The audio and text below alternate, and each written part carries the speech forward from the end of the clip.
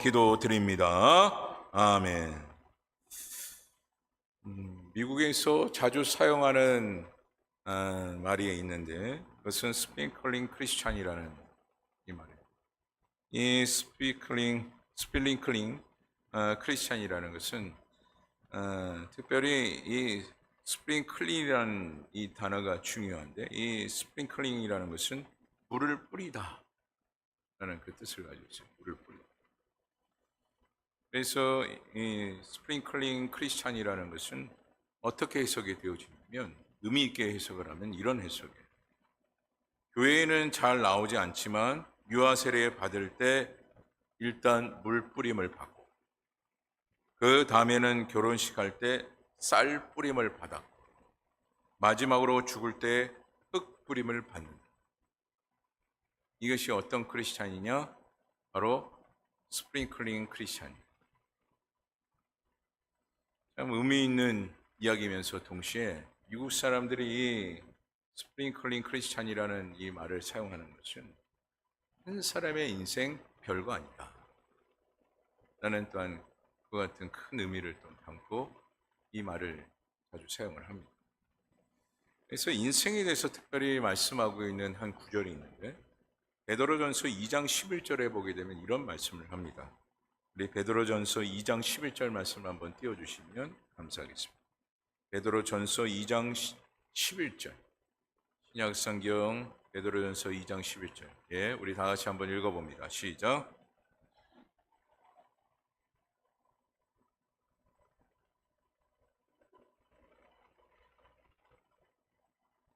아멘.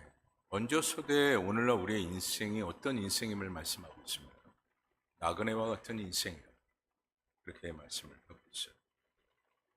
우리는 정처 없이 무엇을 살아가야 할지, 무엇 때문에 살아야 하는지 모른 채 살아가는 것이 오늘날 우리의 인생입니다.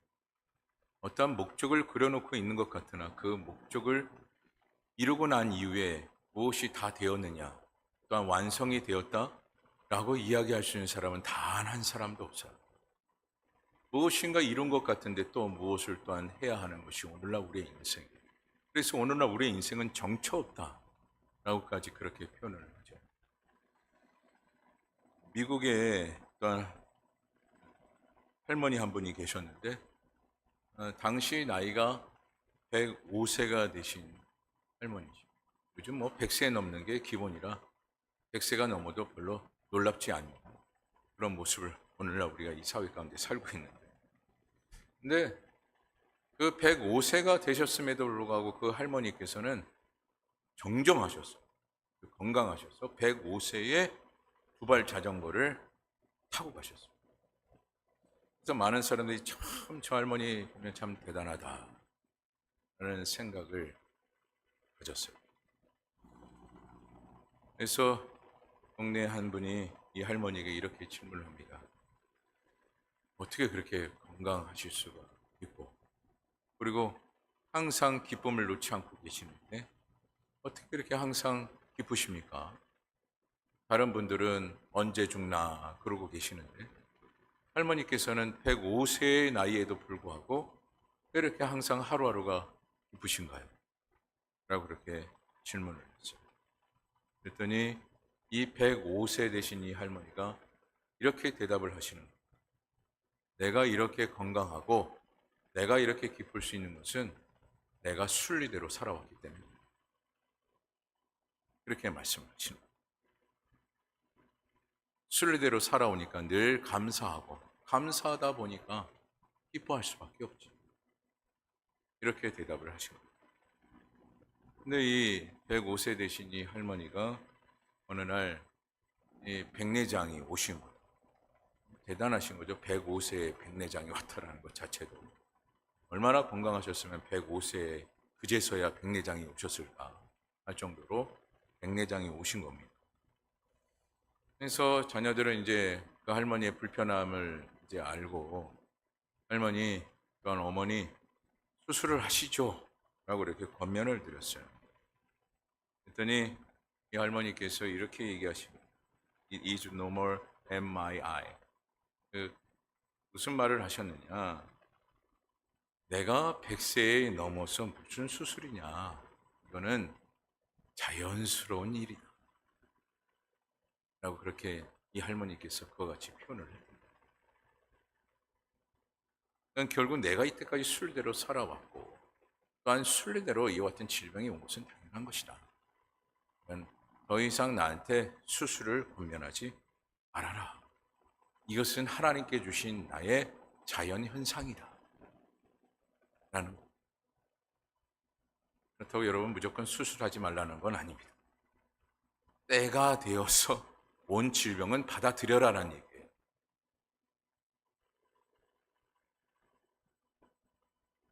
그리고 이 할머니는 늘 순리대로 살아왔던 그 모든 삶 속에서 어떤 삶을 사셨느냐? 그냥 소망이었어요. 소망 그 자체였기 때문에 모든 것을 다 받아들일 수 있는 그 마음의 여력이 그분에게 있었던 것이죠. 그리고 죽음에 대한 그 공포를 이 할머니께서는 느끼지 못하셨는데 늘 그분의 마음 가운데 담고 있었던 겁니다. 누구나 사람은 태어나고 죽는 것은 당연하다. 이 마음을 가지셔요. 근데 가만히 생각하면 다 옳은 말이 아닙니다. 누구나 사람은 태어나면 누구나 또한 죽는 것이 일치다. 그래서 이 할머니는 죽음에 대한 공포와 두려움이 전혀 없었던 겁니다. 하지만 사람들은 어떻게 합니까? 조금 더 무엇인가 어떻게든 그 순리를 벗어나 어떠한 큰 기대감을 가지고 살아갈 때가 많은데 제가 사역을 하면서 한 가정에 아버지께서 질병이 걸리셨는데 위암 4기였습니다. 그럼 위암 4기라는 것은 말기고 그리고 더 이상 수술로 손을 댈 수 없는 그 질병이 바로 암 4기예요. 그리고 특별히 위암 4기를 선고를 받았다라는 것은 죽음 선고를 받은 것과 다를 바가 없습니다. 그래서 의사가 가족들에게 얘기했어요. 가능성이 없습니다. 수술을 해도 가능성이 없습니다. 그냥 편안하게 모십시오. 라고 그렇게 이야기를 했습니다. 근데 중요한 것은 이 가정이 뭐가 많았느냐. 돈이 많았어요. 돈이 많다 보니까 제가 신방을 갔는데 갑자기 그 가족들이 이렇게 얘기하는 거예요. 목사님 저희 한 2달 동안은 교회 못 나가겠습니다. 왜요? 그랬더니 미국에 가신다. 미국에 왜 가십니까? 이 아버님을 놔두고 아버님을 모시고 미국에 가서 다시 재차 진료를 받고 수술을 하셨으면 수술을 하겠다라는 거예요. 제가 만류를 했죠. 아니 지금도 이렇게 힘드신 몸을 갖고 계신 이 아버님을 지금 비행기를 태우고 미국에 가서 진찰을 받은들 무슨 소용이 있습니까? 여기 한국의 의학적으로도 분명하게 지금 말씀하고 있는데 거기에 간다고 무슨 수가 보이겠습니까? 그렇게 말씀을 드려도 아니라는 거예요. 그래서 결국 16시간의 비행기를 타고 뉴욕에 도착해서 진찰을 받았습니다. 근데 그것에서 똑같은 답변을 얻은 거예요. 가능성이 없습니다. 그리고 포기하고 돌아왔는데 그럼 이쯤 되면 포기했겠지 생각을 했는데 그 장남이 갑자기 이렇게 얘기를 했다라는 거예요. 나는 우리 아버지 저렇게 그냥 둘 수가 없다. 위험해도 좋으니 수술을 하자. 그리고 수술 동의를 이 장남이 하고 말합니다. 그런데 기적적으로 수술이 성공이 되었어요. 성공을 했는데 중요한 것은 그 아버님의 상태가 어떤 상태가 되느냐. 혼수 상태가 되어 전혀 알아보지 못하는 그냥 숨만 쉬고 있는 그런 상태가 되고 살아있죠. 하지만 그 아버지의 몸은 그냥 숨을 쉬고 있는 몸, 그 이상이 아니었어요. 목숨만 유지하는 그 상태가 되는 거죠. 저는 그 모습을 보면서 무엇을 한 가지 깨닫게 됩니다. 하나님의 순리대로 그 말이 문득 생각이 납니다. 만약 그분들이 그 순리대로 받아들이고 오히려 그 아버님을 위해서 더 깊이 기도하고 그의 영적인 그 상태와 그 육체의 그 편안함을 위해서 또한 모든 생활권 가운데 자식으로서에 대한 그 도리를 하지 못한 그 부분이 있다면 또한 살아생전에 최선을 다하여 아버님을 섬기는 그 모습이 되어졌다면 더 좋지 않았겠습니까? 그것이 그 가정의 순리가 아니었겠는가 하는 생각을 갖게 되었습니다. 여러분, 이처럼 오늘날 우리의 신앙생활에도 하나님의 뜻이 있다는 것은 오늘날 우리가 하나님의 뜻대로 어떻게 살아가야 합니까? 순리대로 살아가야 하는 것이죠. 무엇이 있기 때문에 그렇죠? 하나님의 뜻이 있기 때문에. 그래서 하나님의 뜻대로 우리가 순리대로 살아가기 위해서는 어떻게 합니까? 철저히 나의 생각과 고집, 나의 기준을 내려놓아야 하는 것입니다. 그랬을 때 어떤 것이든 105세의 할머니처럼 순리대로 살아가기 때문에, 하나님의 뜻대로 살아가기 때문에 모든 것이 감사요 기쁨이 되는 것입니다. 하지만 그것을 받아들이지 못하고 아니야 하면 한 가정의 예를 들었던 것처럼 그저 숨만 쉬는 홍수 상태의 그 모습으로 살아가게 되는 것이죠. 살아있는들 무슨 소용이 있습니까? 그리고 우리가 영적인 삶도 어떤 삶을 살아가야 한다고요? 순리대로 살아가는 거죠. 무엇의 뜻대로요? 하나님의 뜻대로. 이것이 중요해요. 그래서 여러분, 세상 살아가면서 사소한 것에 목숨 걸지 마세요. 오직 그것이 하나님의 뜻이고 하나님의 섭리라 우리가 믿고 그 말씀대로 살아가기를 작정하고 소망한다면 그 순리대로 살아가는 것이 옳은 것이요. 그것이 순리대로 우리가 살아갔을 때 하나님께서 친히 우리의 인생의 길을 열어주시고 그 인생의 길을 가는 곳곳마다 축복이요 은혜로 채워주실 줄 믿습니다. 오늘날 우리의 기도도 그렇습니다. 우리가 기도할 때 가장 많은 기도가 항상 뭡니까? 감사기도, 회개기도, 간구기도 이 세 가지의 기도인데 많은 성도님들에게 질문을 하지만 이 세 가지의 기도 중에서 가장 많이 기도하시는 기도가 뭡니까? 그러면 간구기도가 제일 많습니다. 100의 기준으로 봤을 때 50%는 기본적으로 넘고 봐요. 물론 그것이 꼭 나쁜 것은 아니지만 그런데 중요한 것은 그렇게 간구하고 하나님의 순리대로 맡기면 좋건만 그것이 안 되면 어떤 기도가 발동이 되어지느냐? 주님 뭐 하십니까? 라는 거예요. 내 기도 안 들어주시고 주님 뭐 하십니까? 라는 거예요.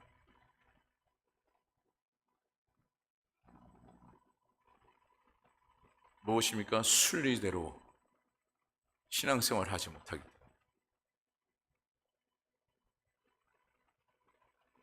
순리대로 우리가 신앙생활하는 그 길 가운데 하나님께서는 우리에게 항상 무엇을 주시는 하나님일까요?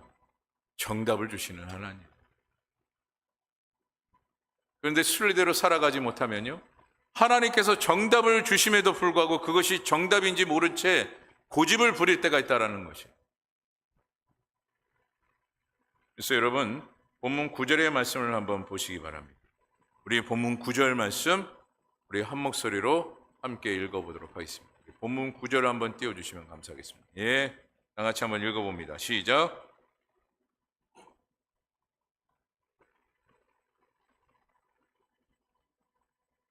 아멘. 이 말씀에서 여러분 먼저 여러 가지 의미가 있겠으나 너의 일만 신경 써서 상을 받으라 라는 이 개념의 말씀이 있죠. 그렇죠? 여러분, 오늘날 우리가 이 말씀의 기준에서 한 가지 깊이 생각해야 될 부분은 무엇이냐? 우리가 감당해야 될 그 부분이 분명히 있다라는 거예요. 여러분, 구절을 지금 보고 계시는데 우리는 하나님의 동역자들이요 라고 지금 말씀하고 있습니다. 그러면서 동시에 너희는 하나님의 밭이요 하나님의 집이니라 라고 말씀을 하고 있습니다. 그러니까 결국 우리가 하나님의 그 밭 가운데 우리가 살고 있는 자요, 거기서 함께 힘써야 될 무엇임을 말씀하고 있습니까? 동역자임을 말씀하고 있어요. 그래서 우리 각자에게 주어진 대로 일을 하는 자가 되어지면 되는 거예요. 여기서 일이라는 것이 세상의 일이라는 그 개념이 아니라 하나님께서 우리에게 각자에게 주신 사명, 그 사명을 잘 감당하면 되는 것이다. 그것을 말씀을 하고 있는 거예요. 그래서 오늘날 우리가 주어진 그 사명을 잘 감당해야 되는데, 근데 중요한 것은 그 주어진 그 사명을 잘 감당하기 위해서는 어떻게 해야 잘 감당할 수 있습니까? 하나님의 뜻대로, 순리대로 감당하면 되는 거죠. 그리스의 철학자가 꿈에서 하나님을 만났습니다. 그는 화려한 천국을 보면서 하나님께 이렇게 질문을 했어요. 하나님, 세상에서의 100만 년이라고 하는 그 긴 시간이 하늘에서는 얼마의 시간이 됩니까? 라고 그렇게 질문했더니 세상의 100만 년은 이 천국에서는 하루지 하루. 그렇게 이야기를 했습니다. 그러면 세상에서의 100만금이라고 하는 그 많은 돈이 하늘에서는 어느 정도의 가치가 있겠습니까? 그렇게 이야기했습니다. 그랬더니 하나님께서 이렇게 대답을 하십니다. 티끌과 똑같이. 그렇다면 하나님, 제게 티끌만큼의 돈을 좀 주시면 되겠습니다. 그러니까 결국 뭘 달라는 거예요? 100만금의 그 가치를 달라는 거죠. 그랬더니 하나님께서 이렇게 말씀하셨다고. 알았다. 하루만 기다려라. 하루가 천국에서는 몇 년이라고 했습니까? 아직 이해가 안 돼. 100만 년이라고 했습니다. 100만 년이 천국에서는 하루와 같다. 하루만 기다려라. 줄 게 없다라는 거예요. 여러분, 제가 이 말씀을 드리는 건 뭐예요? 지금 꿈에서 그리스의 그 철학자는 하나님의 순리를 생각해야 되는데 자신의 생각으로 하나님을 유도하려고 했던 그런 강팍한 생각을 가지고 있었다는 거죠. 오늘날 우리의 신앙생활, 이 철학자의 한 이야기를 통해서 우리는 깊이 생각해 봐야 합니다. 오늘 나의 기준으로 이렇게 하면 되겠지, 저렇게 하면 되겠지? 아니요. 하나님께서 모든 색을 다 읽고 계셔요. 이렇게 한다고 되는 문제가 아니에요. 모든 것은 다 무엇대로요? 순리대로. 그래서 우리는 하나님의 뜻을 늘 관찰시키는 것이 중요해요.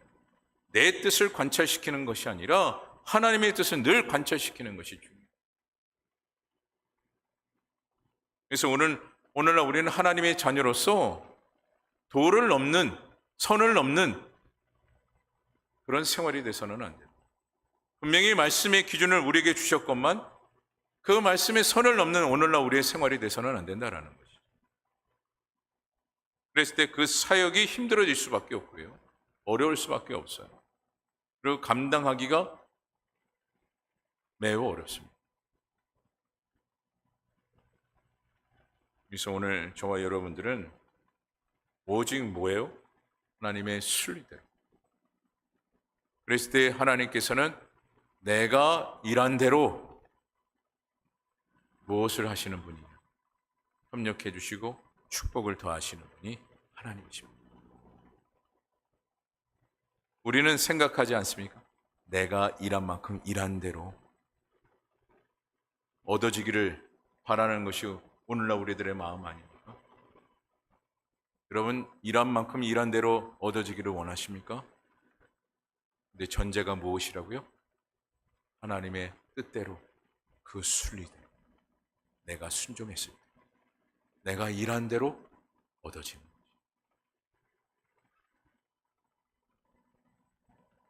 그래서 가장 중요한 것은 무엇이라고요? 순리.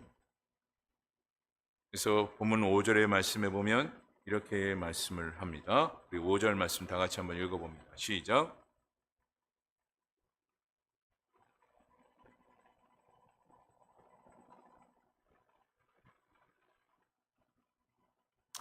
아멘.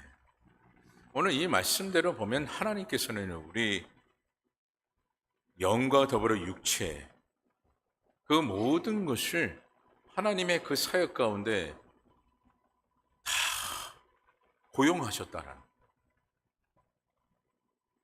그리고 고용하신 후에 하나님께서 원하시는 바가 무엇이냐면 하나님의 그 뜻대로 충성을 다하면 이라는 이 깊으신 뜻이 있습니다.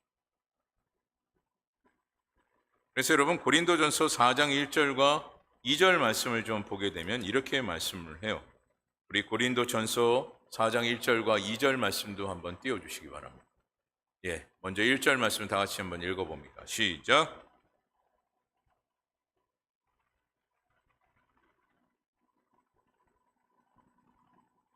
이 절 말씀. 그리고 맡은 자들에게 구할 것은 충성이니라. 여러분, 주님의 일을 맡고자 원하십니까? 거부하기를 원하십니까? 거의 얼굴이 이제는 좀 거부했으면 좋겠다라는 그런 얼굴로 쳐다보시는 분들이. 여러분, 주님의 일을 우리가 계속해서 받아야 할 이유가 뭘까요? 하나님께서 우리에게 계속해서 충성을 요구하는 것이 무엇이라고 생각합니까? 오직 한 가지예요. 계속해서 축복을 주시고자 원해서, 그래서 주님께서 우리에게 계속해서 충성을 요구하고 계시는 거예요. 단순하게 내 말을 잘 듣나 보자, 이게 아니에요. 그냥 어떠한 물건처럼 어떻게 나의 이익을 위해서 쓰다가 버리는 그런 한낱 도구가 아닙니다. 그래서 충성을 요구하시는 하나님이 아니라는 거예요. 계속해서 우리에게 충성을 요구하시는 것은 계속해서 축복을 주시고자 충성하라, 충성하라, 충성하라 말씀합니다.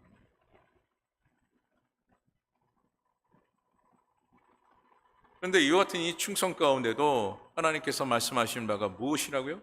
재차 여러분들에게 말씀을 드리지만 순리대로. 여러분, 순리대로 했을 때요, 오늘날 우리에게 원망과 불평이 사라지게 됩니다. 성경을 통해서 순리대로 행하지 못한 인물들을 여러분 보십시오. 철저히 원망합니다. 불평합니다. 특히 누구를 가장 원망합니까? 하나님을 원망합니다.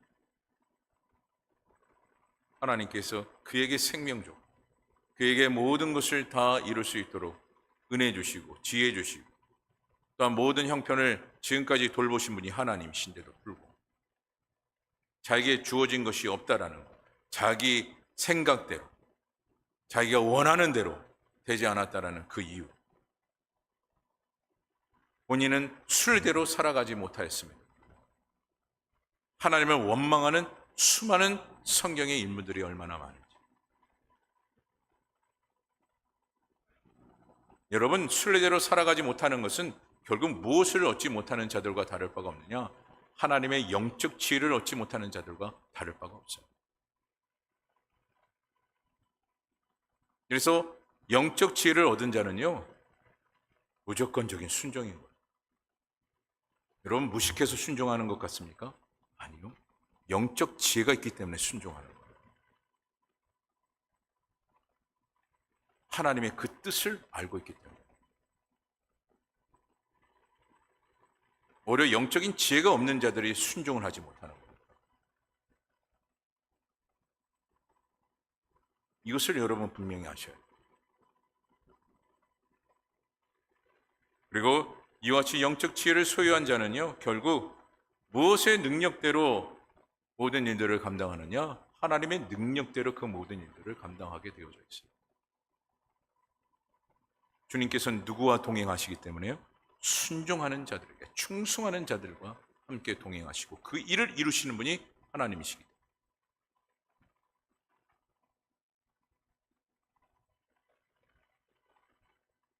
여러분, 교육학에 보면 히든 커리큘럼이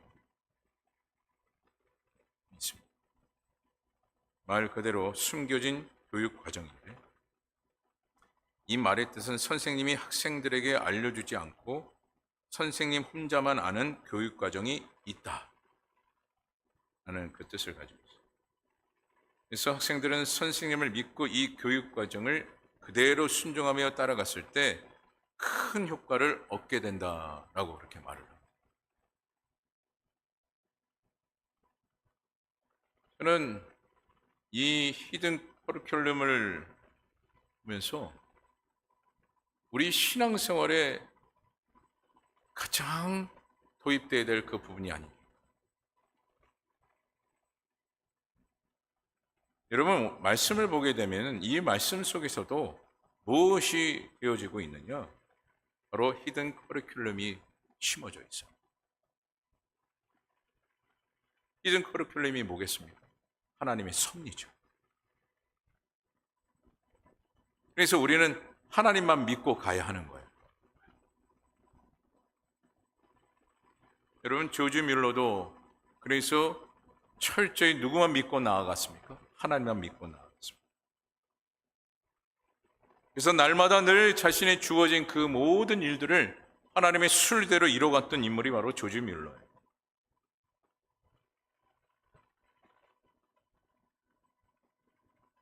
어떤 의무가 아니었습니다.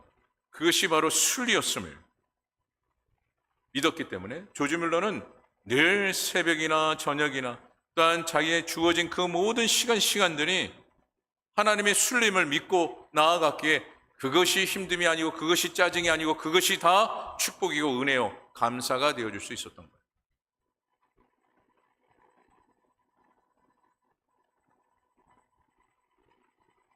그래서 여러분, 조지 뮬러가 이런 말을 했습니다. 자네가 침대에서 한 발을 내려놓으면 나머지 한 발을 내려놓게 해달라고 기도해 주겠네. 그러나 두 발을 침대에 얹혀놓고 있는 한 나는 기도하지 않을 걸세 라는 말을 한 적이 있습니다. 이것은 여러분 뭡니까? 한 인물이 있었습니다. 근데 그 사람은 새벽 예배에 대한 그 부분에 있어서 너무 힘든 거였어요. 그래서 나는 새벽 예배 드리는 것 자체가 너무나도 익숙하지 않기 때문에 내가 새벽 예배에 나오는 것이 너무나도 힘들다.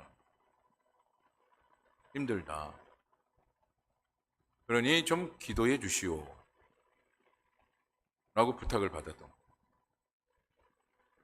그렇다고 해서 내일부터 당장 새벽 예배에 나오라는 것은 아니고요. 조지 뮬러가 뭐라고 했습니까? 어떠한 기도를 받는 것도 중요하나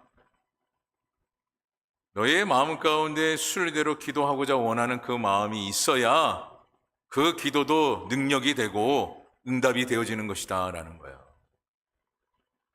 침대에서 두 발을 내려놔야 그 기도가 역사로 시작이 되어진다는 거예요. 기도만 한다고 해서 될 문제가 아니라는 거예요. 그래서 당시 사람들은 조지 뮬러에게 기도하면 다 된다라고 생각을 했어요. 왜요? 조지 뮬러가 기도하면 다 응답을 받았기 때문에. 그 같은 소문이 이루어지다 보니 수많은 사람들이 기도를 부탁을 했던 겁니다. 우리나라에서 목사님이 기도했더니 응답을 받았다니까 수백 명, 수천 명이 모여서 기도해달라고 하면서 또한 머리를 뒤밀고 기도받기를 원하는 분들이 얼마나 많은지 모릅니다.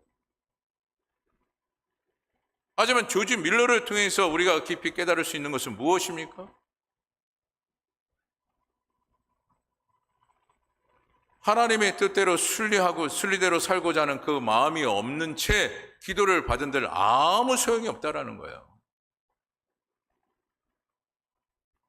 나의 마음 가운데는 하나님의 뜻대로 순리대로 살고자 하는 그 마음이 전혀 없는데 머리 디민다고 해서 기도 받는다고 해서 될 문제냐라는 것이죠.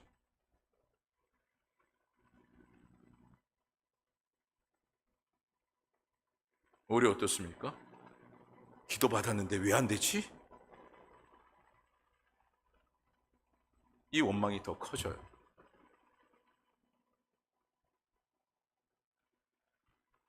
그러면서 종종 제가 그런 얘기를 들었어요. 분명 기도 받았는데. 그래서 그런 얘기를 하더라고요. 참 은혜되지 않는 말인데, 참 목사 입에서 이런 말 하기가 좀 싫은데, 목사님이 기도빨이 죽었나 봐.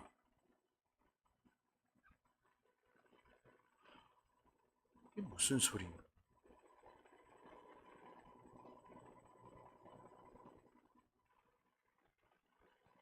참 마음이 아프더라고요.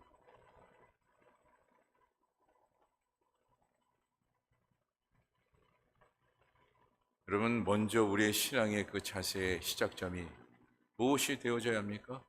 하나님의 뜻대로, 그 순리대로. 이것이 중요합니다.